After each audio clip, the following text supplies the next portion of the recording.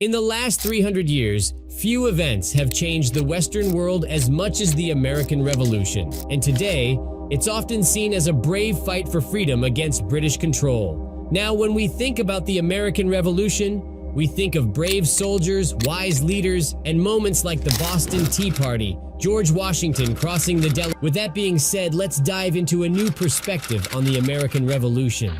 As you can probably know, the American Revolution didn't just pop out of nowhere. It was a big, complicated event with a lot of different reasons behind it. However, the main push came from the British rulers making rules and laws that the American colonies barely could follow. They started raising their taxes on all kinds of goods, and they started to control trade in ways that hurt the American colonists' pockets. One of the primary reasons for that was the massive debt. The nation were born, and at the same time, big ideas by philosophers like John Locke, Rousseau, and Montesquieu came up.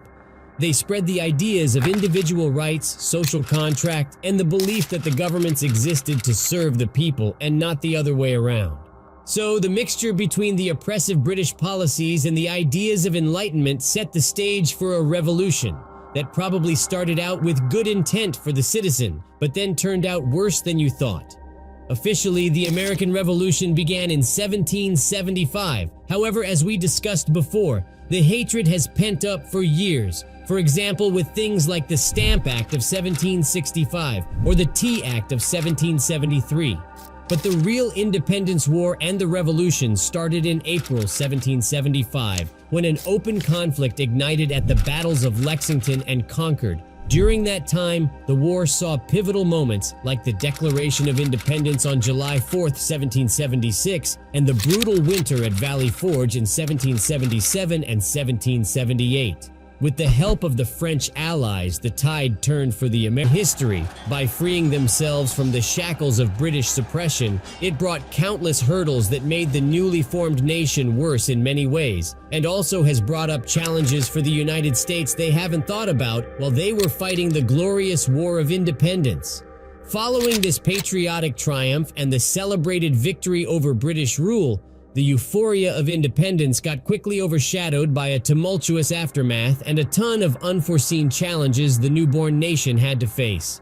One of the biggest problems they faced was an economic crisis. Despite them no longer having to face taxation without representation, the United States wasn't suddenly flourishing. It was quite the opposite because they faced some serious money problems. The war against British power was expensive with guns, ships, and soldiers that had to be paid.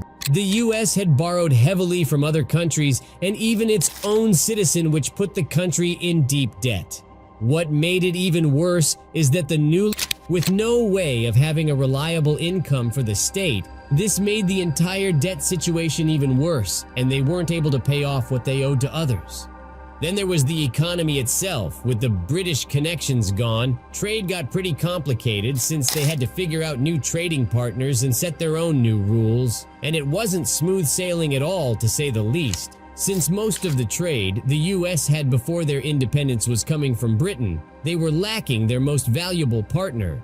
America's biggest companies back then had a direct connection with Britain, and they found themselves in extremely hard times.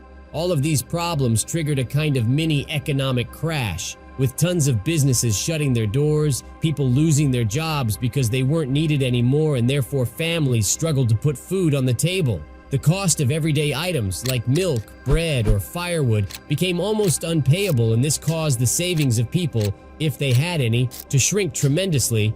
Families that once lived comfortably found themselves pinching pennies, with many having to sell their belongings or move in with their relatives. This marked a tough time for the United States, especially for those that remembered better days before the war. But it wasn't just hard for the everyday people. It started a huge paradox when the 3/5 compromise started. This was a rule the states came up with that counted slaves as 3/5 of a person. If you are wondering why that is important, let me explain it to you. It was decided that every 5 slaves would count as 3 people for taxation and representation purposes in the Congress, which means the more slaves a state had, the more power in the Congress they had, without losing a word that slavery was wrong, even though they promised to build a free nation based on equal rights for everybody. However, after the war, instead of making things better for slaves, it actually got way worse. The slave trade grew bigger, and they became the involuntary backbone of the economy, with more slaves forced to work on plantations, producing things like cotton and tobacco.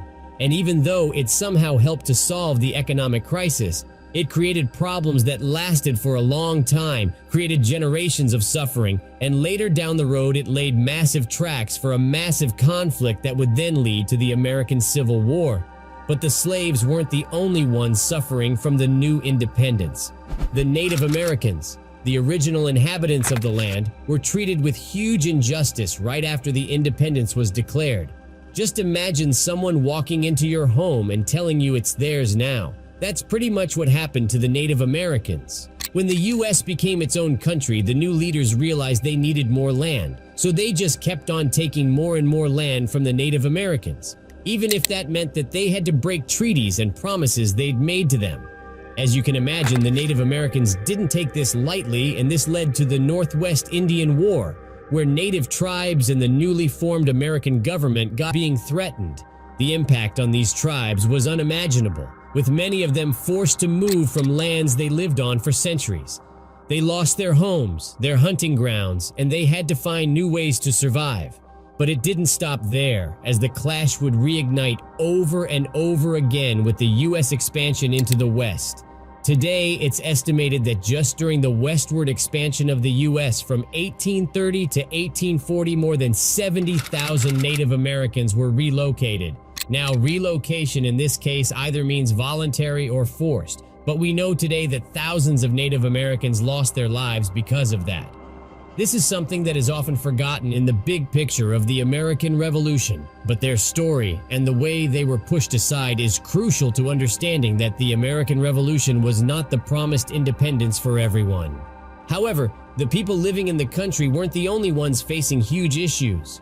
The newly formed government was dealing with its fair share of struggles as well, since the 13 colonies, or now states, each had their own ideas about how the country should be run, and as you can imagine, they didn't always agree. Two big groups emerged, the Federalists and the Anti-Federalists. The Federalists believed there should be one strong central government, while the Anti-Federalists believed in more power for individual states. Creating a new government wasn't easy. Every state had its own interests, and nobody wanted to feel left out or overpowered. This led to some tense moments like Shays' Rebellion, when a bunch of farmers, led by Daniel Shays, rose up because they believed that the new government wasn't listening to their problems. Trying to bring these 13 states together was a tough struggle that wasn't as easy to deal with as everybody thought it would be. And this is what a lot of people get wrong about the American Revolution. It wasn't just about waving flags and grand speeches about freedom. The aftermath introduced challenges that the young nation hadn't anticipated, and the effects are still felt to this day. If you